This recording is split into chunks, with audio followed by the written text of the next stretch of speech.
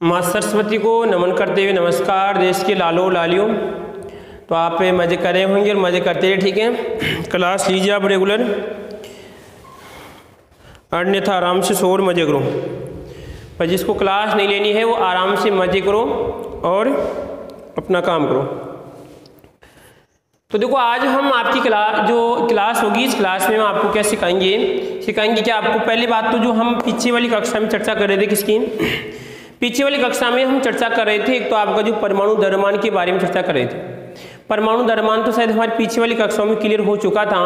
उसके बाद में जो हमारा अगला जो टॉपिक था वो आपके अणु का द्रव्यमान चल रहा था कि अणु के द्रव्यमान की सर हमने अणु के द्रव्यमान को किस प्रकार यदि एक्सप्लेन करते हैं वो मैंने आपको बता दिया था, ठीक है। उसके बाद में अणु के द्रव्यमान निकालने की दो मेथड थी। पहला मेथड मैंने आपको विक्टर मेयर आपको मेथड मैंने बता दिया, ठीक है। उसके बाद में जो अगला मेथड आता है, अगला मेथड विक्टर मेयर में क्या था, वो वाष्पशील यौगिकों को काम में लेते हैं, ठीक है। और दूसरी बात क्या था, इसमें जो आपके जो दो पदार्थ लिए जाते हैं वाष्पशील अवस्था के अंदर, उनके क्वथनांक में अंतर होना चाहिए, तो वहां पर आपका विक्टर मेयर काम करता है। उसके बाद में देश के लालों एक कौन सी आती है आपकी रेनाल्ट विधि। तो रेनाल्ट विधि को हमें देखना है कौन सी है। तो आओ बिंदु पे, अरे आ जाओ भाई, फुर्ती से आ जाओ। रेनाल्ट कौन सी आएगी, रेनाल्ट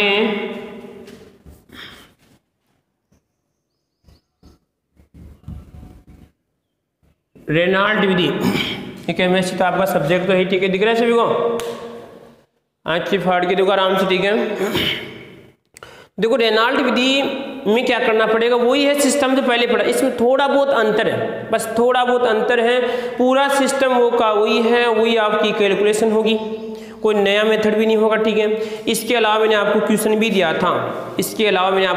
दिया था, कि उस क्वेश्चन का आंसर क्या होगा, बताओ रे फुर्ती से। एक नौजवान की समस्या भी है कि सर वो बोल रहा है कि क्या कॉलेज का भी यही चलता है। अरे भाई जब केमिस्ट्री है तो वो पूरी यही चलती है, कोई बड़ी बड़ी बात नहीं है, बस 11th 12th की बातें ही बार बार रिपीट होती रहती हैं, क्योंकि नौजवान 11th 12th पढ़ते नहीं ढंग से, फिर कहते हैं कि हम केमिस्ट्री पढ़ रहे हैं। आप यदि एमएससी करेंगे ना केमिस्ट्री, तो वही बातें 12th वाली बातें रिपीट होगी, कोई नई बात नहीं है, ठीक है। देखो हमारे बिंदु पे आते हैं, कौन सी विधि पढ़ेंगे, परमाणु द्रव्यमान निकालने की जो विधि है हमारी, परमाणु, और क्या आएगा रे, परमाणु द्रव्यमान, अरे परमाणु नहीं था हमारा, अणु पढ़ रहे थे हम, क्या पढ़ रहे लालो, अणु पढ़ रहे थे, परमाणु तो पढ़ लिए थे हमने।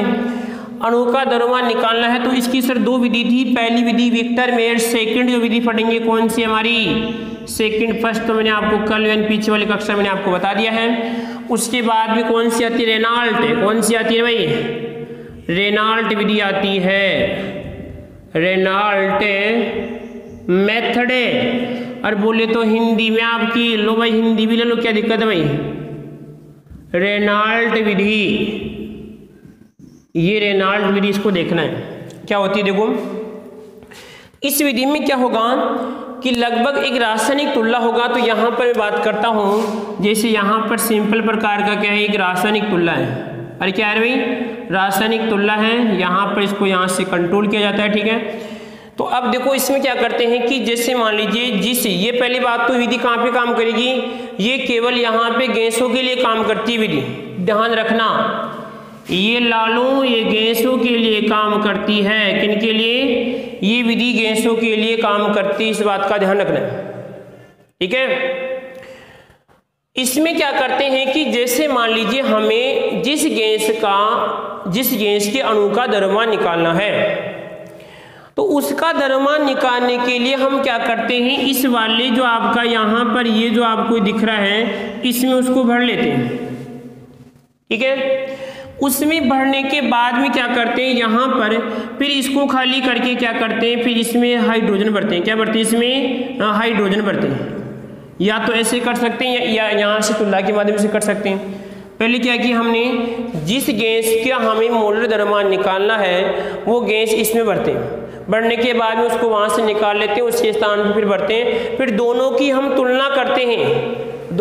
तुलना करते हैं कि जो पहले वाली गैस इस हाइड्रोजन गैस के आयतन से कितने गुना भारी है, कितने गुना भारी है, वही हम क्या किसकी बात करते हैं, आपका इसका क्या कहलाएगा, इसका जो द्रव्यमान होगा या इसकी भार की हमें क्या होगी, जानकारी होगी। तो देखो यहाँ पे किस प्रकार इसका फॉर्मूला बनेगा हमारे सामने, क्योंकि सबसे पहले क्या आना चाहिए, वाष्प घनत्व, और वाष्प घनत्व आने के बाद में क्या करते हैं, सबसे 2 से गुणा करते हैं, ऑटोमेटिकली आपकी क्या आ जाता है, इसमें हमारे पास मोल द्रव्यमान आ जाता है। तो यहाँ पे आएगा वाष्प घनत्व, क्या आएगा, वाष्प घनत्व बराबर होगा रे लालो लालियों, जिसे हम गैस का भार निकालेंगे तो यहाँ पे आएगा गैस का भार, क्या आएगा इसमें, गैस का भार। तो यह आयतन की बात करते हैं, गैस का आयतन निश्चित आयतन पे कह सकते हैं, ऐसे मान लो निश्चित आयतन पे,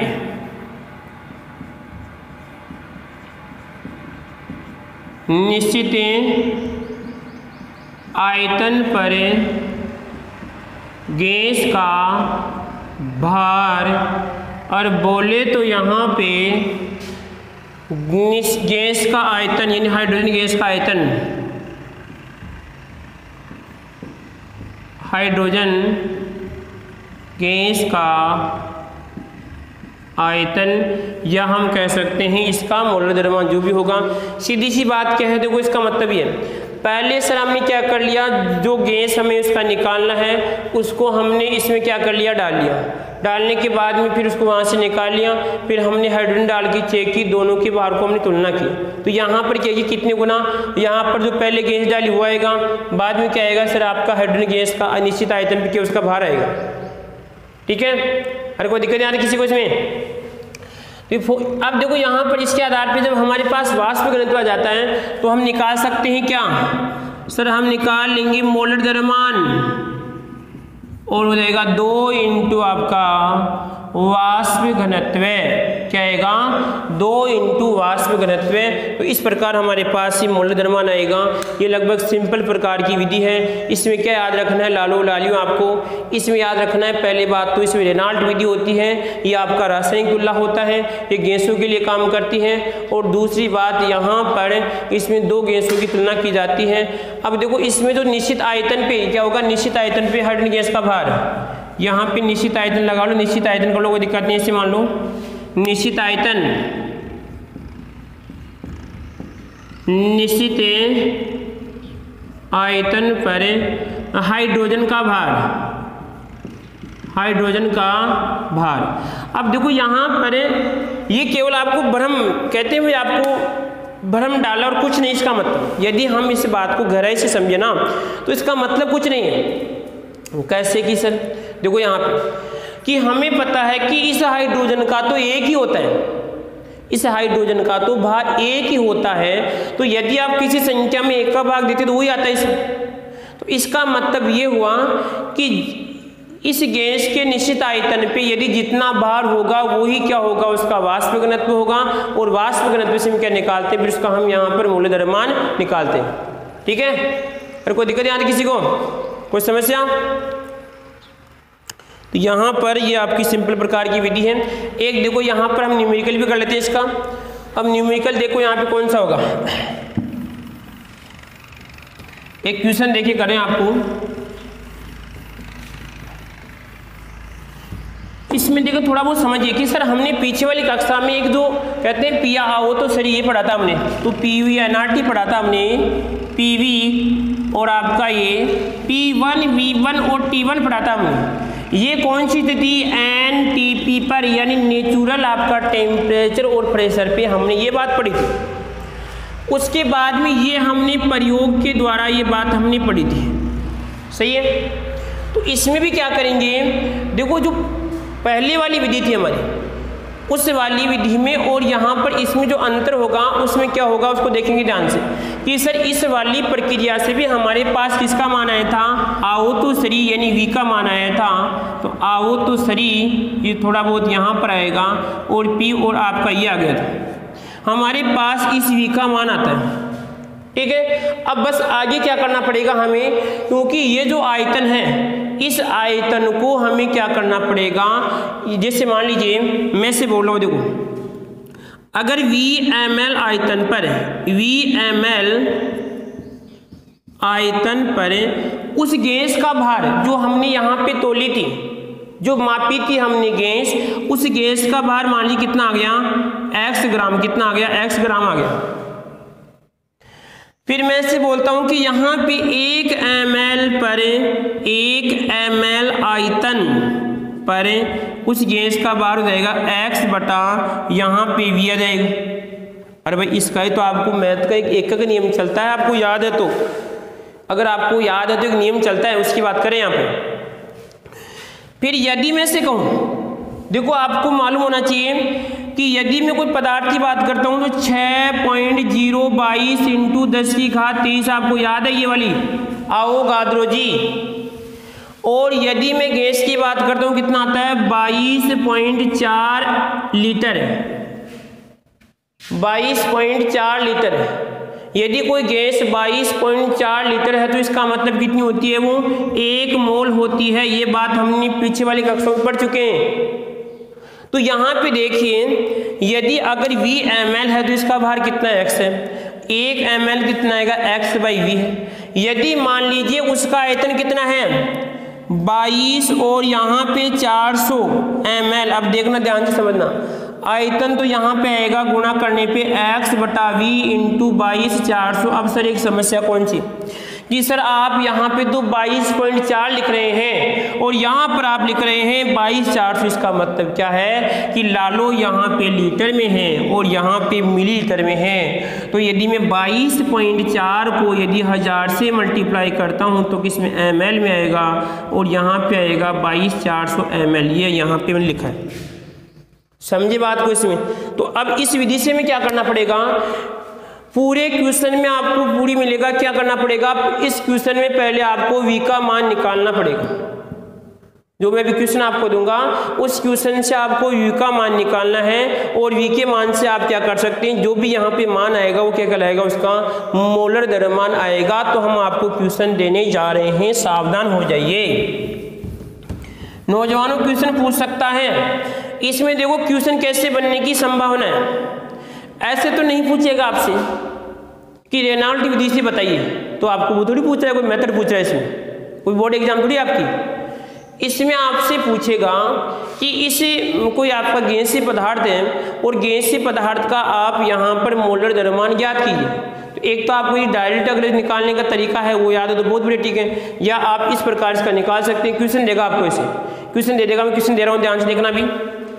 क्वेश्चन बनाए तो लो भाई क्वेश्चन बना लो, फुर्ती से आ जाओ, फुर्ती से देखो। यहाँ पे देखिए 18 डिग्री सेंटीग्रेड पर 18 डिग्री सेंटीग्रेड पर और लगभग 765 mm दाब पर 745 ml गैस का भार 1.355 ग्राम है। तो क्या बताना है लालो आपको, इसमें मोलर द्रव्यमान बताइए, इसका मोलर द्रव्यमान ज्ञात कीजिए। भाई ये सिंपल क्वेश्चन दे दिया मैंने आपको। समझे क्या क्वेश्चन है? क्वेश्चन है कि 18 डिग्री सेंटीग्रेड पे 765 mm 700 मिलीमीटर दाब पर 745 ml गैस का भार 1.355 ग्राम है, तो मोलर द्रव्यमान ज्ञात कीजिए। बैठ जाओ आराम से, बिल्कुल शांत भाव से करना क्या है। देखो ऐसे क्वेश्चन में हड़बड़ाहट नहीं करना है, तो आप जितना हड़बड़ाहट करेंगे उतना ही उलझेंगे। किसी को समझना है तो पहले विचार करो उसके बारे में, ऐसे आप सोच रहे हैं डायरेक्ट। तो यहाँ पे देखो कि सर हमें क्या निकालना है, मोलर द्रव्यमान निकालना है, ठीक है। तो मोलर द्रव्यमान हमारे पास कैसे आएगा कि यहाँ पर यदि मैं इस प्रकार की प्रक्रिया दोहराता हूँ तो यहाँ पर क्या आएगा, इसका x बाई, अगर हमें 22/400, कोई बात नहीं, x हमारे पास कितना है, x का मान देखो यहाँ पर, x किसको बता रहे हैं यहाँ पे ग्राम में, तो यहाँ पे मैं मान लिखता हूँ तो क्या आएगा, x बराबर कितना है भाई 1.355 ग्राम। चलो सर x का मान तो आ गया।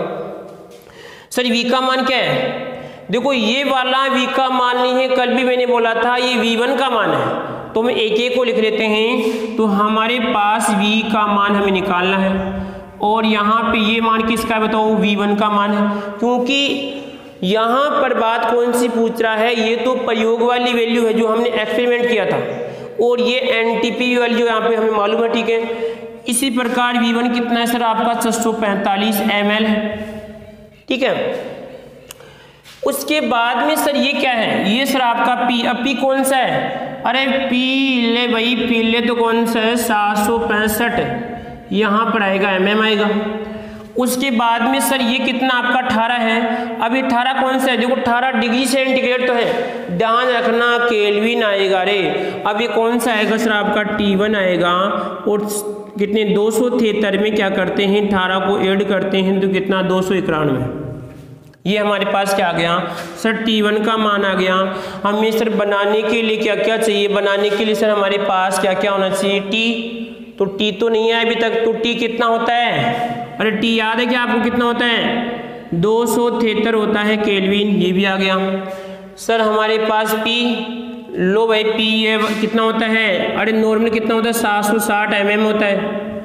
अब देख लो पूरा सामान तैयार है, पूरा सामान तेरे निकालो के P1 आ गया, V1 आ गया और T1 आ गया, तो अब चिपका दो फुर्ती से यहाँ पर इसी बात को V, और यहाँ पर आएगा P1। अब P1 देखो कितना है 765 मल्टीप्लाई V1 कितना है, V1 सर आपका दिख रहा है कहीं पर आपको, V1 है आपका, अरे यार ये क्या, हाँ 700 करिए उल्टा होगा क्या, नहीं हाँ यार V1 कितना है 645, और उसके बाद में T कितना है, T सर आपका 273 है, और नीचे कितना आएगा बताओ, नीचे देखो ध्यान से इधर सर P कितना है सर आपका 760 है, T1 कितना है रे, T1 आपका 291 है।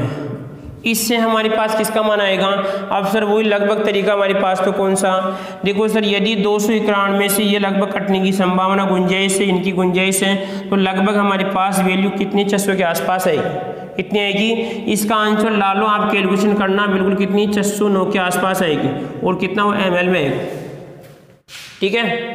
तो हमारे पास किसका मान आ गया, हमारे पास V का मान आ गया। अब क्या करना है कि सर यहाँ पे हमें मान रखना है, देखो इसमें अब ये बोल रहा है यदि 609 ml आयतन होने पर गैस का भार, बात को समझना है कि यदि हमने जो प्रयोग किया उस प्रयोग में जो हमारे पास गैस थी उस गैस का आयतन हमें कितना प्राप्त हुआ 609 ml। यदि 609 ml प्राप्त हो उस स्थिति में भार कितना दे रखा है सर, भार दे रखा है 1.355 दे रखा है, तो यहाँ पे कितना आएगा भार बताओ 1.355 कितना है, ये ग्राम में जाएगा तो भी ठीक है। यदि मैं कहूँ कि ये 1 ml हो तो लालो लालू कितना आएगा, मैथ वाला एक ही नियम सर, यहाँ पे 3 5 5 और कितना है भाई 6 और आपका 0 9। और यदि मान लीजिए यही गैस, क्योंकि सर हमें किस में बदलना है, मोल में बदलना है, तो मोल में बदलने के लिए यहाँ पे आ जाओ, और वे भी किस में ml में। यदि कितना हो सर ये 22400 ml हो, कितनी 22400 ml हो तो कितना आएगा हमारे पास आएगा 1.355 और 690 इंटू 22400, ये हमारे पास, इसको हल करना पड़ेगा। क्या करेंगे, इसको हल करेंगे, तो हल करने पे लगभग हमारे पास देखो आप जो भी कैलकुलेशन करेंगे इसका आंसर आएगा, यहाँ पे इसको अगर 2 मानते हैं तो यहाँ पर आएगा 6 और इसमें 4, तो यहाँ पे आएगा लगभग 50 के आसपास 49 है, कितना आएगा 49 आएगा इसका, समझ रहे यहाँ पर। इसका मतलब क्या हुआ, इसका मतलब ये हुआ कि जो हमने एक्सपेरिमेंट किया था, क्या किया था हमने, जो हमने प्रयोग किया था उस प्रयोग में जो आपकी गैस भरी हुई थी वो गैस कितने, यहाँ पर उसका मोल द्रव्यमान कितना है 49 है, कितना है, यदि ग्राम में तो किस में आएगा ग्राम में, ठीक है, कोई दिक्कत किसी को इसमें। अगर हम बात करते हैं किस में आएगा आपके ग्राम में, इस बात का आपको ध्यान रखना है, ठीक है। तो इस प्रकार हमने मोलर द्रव्यमान की क्या की, हमने इसमें मोलर द्रव्यमान की क्या करते हैं यहाँ पर देश के नौजवानों, यहाँ पर इसकी हम क्या कर लेते हैं गणना करते हैं, ठीक है। अगर कोई दिक्कत नहीं आती किसी को, तो ये सिंपल प्रकार की दो विधियाँ थी। हमने आपकी रेनॉल्ट विधि पढ़ी और एक कौन सी आपने इसमें जो विक्टर मेरी विधि को हमने देख लिया। क्वेश्चन कैसे बनेगा फिर बोल रहा हूँ, क्वेश्चन देगा आपको इस प्रकार दे देगा, ठीक है, आपसे पूछेगा, देखो यदि सिंपल होता तो प्रत्येक लल्लू इसका आंसर दे सकता है।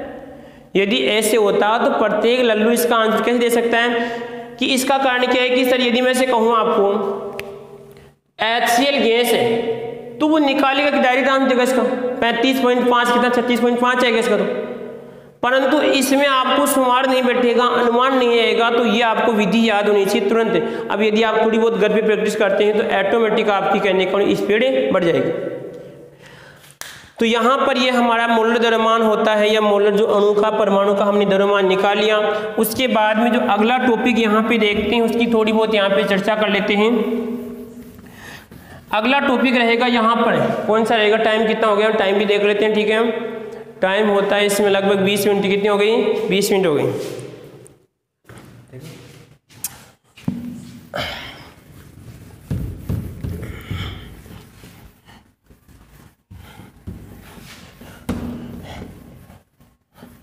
यदि हम आपसे इसे पूछें तो आपका आंसर क्या होगा बताओ, अरे क्या होगा बताओ। हाँ भाई, अब अगला जो हमारा टॉपिक आता है इसमें तुल्यांकी भार, क्या आता है इसमें, अगला जो हमारा टॉपिक रहेगा क्या रहेगा इसमें, अरे क्या रहेगा भाई बताओ, तुल्यांकी भार। तुल्यांकी भार, और ध्यान रखना ये समस्या कॉलेज वाले विद्यार्थियों की भी होती है। 12th पास कर ली परंतु फिर भी नहीं मालूम कि तुल्यांकी भार कैसे निकालते हैं। और तुल्यांकी भार में ऐसे समझाऊंगा आपको कि कहने का मतलब आप बिल्कुल किसी को भी समझा सकते हैं कि इसका ये तुल्यांकी भार ऐसे होता है। समझ रहे बात को इसमें। अगर मैं बात करूं यहाँ पे किसकी बात करें, हम तुल्यांकी भार की बात करें, अरे किसकी बात करें, हम तुल्यांकी भार की बात कर रहे हैं। तो तुल्यांकी भार क्या होगा आपका जो भी है, इक्विवेलेंट एंटी इक्विवेलेंट मास, क्या आएगा, इक्विवेलेंट मास की बात करें। तो इक्विवेलेंट मास का मतलब होता है, जैसे यहाँ पर आपको पता है कि कोई भी रासायनिक रिएक्शन होती है तो उसमें आपके किसी यौगिक होता है, यौगिक में क्या होते हैं कम से कम, या तो अगर यौगिक सेम डी परमाणु से हो सकता है और आपका अलग परमाणु से भी हो सकता है। तो इसमें दो परमाणु क्या होते हैं, अलग अलग संयोजकताओं के आधार पर जुड़ते हैं। समझ रहे बात को इसमें। यदि मैं से कहूँ कि मान लीजिए ऐसे देखो यहाँ पर ये दो हैं, ये आपको दो दिख रहे हैं, ये लगभग कितने के, सिर्फ 50 कितने का है, ये 50 ग्राम का और ये भी कितने का है 50 ग्राम का। ये दोनों एक ही है परंतु दो पार्ट में 50-50 ग्राम के। और ये यहाँ पर देखिए ये अकेला कितने का है, ये अकेला यहाँ पर सर 100 का है। कितने का है ये सर, यहाँ पे अकेला 100 का है और यहाँ पर ये कितने हैं 50-50 के। अब मैंने क्या कहा यहाँ पर देखिए कि मैं से कहूँ आपको इन तीनों को आपको मिलाना है। अब ऐसे बताओ यदि मैं इसके साथ इन दोनों के साथ इसको मिलाता हूँ तो ये क्या बोलेगा, थोड़ा बहुत हमें भी चाहिए, थोड़ा बहुत हमें भी चाहिए। ये क्या बोलेगा कि थोड़ा बहुत हमें भी चाहिए, थोड़ा बहुत हमें भी चाहिए। ऐसा तो नहीं कि पूरा, अरे ये पूरा ले भी नहीं सकता, अकेला ले भी नहीं सकता। तो क्या होगा लालो यहाँ पे देखिए, जब ये इनके साथ जाएगा तो थोड़ा थोड़ा बट जाएगा दोनों में, थोड़ा थोड़ा बट जाएगा दोनों में। और बटने का तरीका कैसे होगा कि जितना ये लेगा उतना ही मैं लूँगा, या जितना ये लेगी उतना ही मैं लूँगा, सीधी सी बात है। तो ये भी कहता है कि जितना मैं इसको दूंगा, ये क्या बोल रहा है, जितना मैं इसको दूंगा उतना ही मैं तेरे को दूंगा। तो इसका मतलब क्या हुआ कि सर ये जब इनके साथ जुड़ेगा तो कितने में जुड़ेगा, 50-50 के रूप में जुड़ेगा। कितने में, 50-50 के रूप में जुड़ेगा। यानी कहने का मतलब इसके जो यहाँ पे भार था, इस भार की तुलना हम कितने में कर रहे हैं, दो टुकड़ों में कर रहे हैं और कितने में 50-50 में कर रहे हैं। कितने में कर रहे हैं, 50-50 में कर रहे हैं। समझे बात को इसमें। तो यहाँ पर ये 50 क्या कहलाएगा, इसका तुल्यांकी भार कहलाएगा। क्या कहलाएगा, तुल्यांकी भार कहलाएगा। और देखिए और उदाहरण समझाते हैं हम आपको।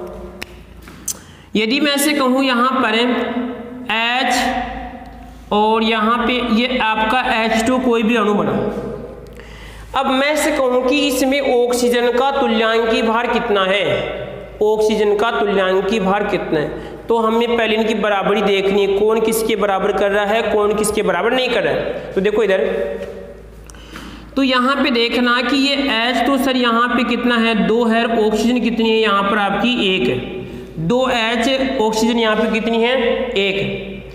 अब सर हमें मालूम है कि इसका तो कितना होता है, 1 हाइड्रोजन का 1 होता है, तो 2 का कितना होगा 2 का।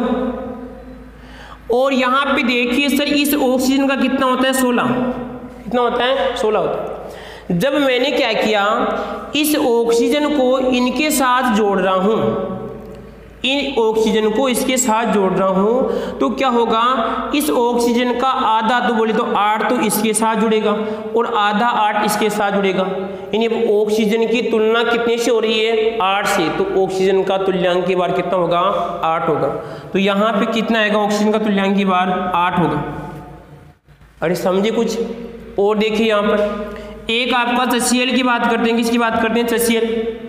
अब सर एक HCl का 1 होता है और यहाँ पे Cl का कितना होता है 35.5 और इसका 1 होता है। H क्या बोल रहा है लाली से, H लाली से क्या बोल रहा है, लाली मेरा 1 और तेरा कितना 35 बराबर है, तो ही हम मिल सकते, अन्यथा नहीं मिल सकते।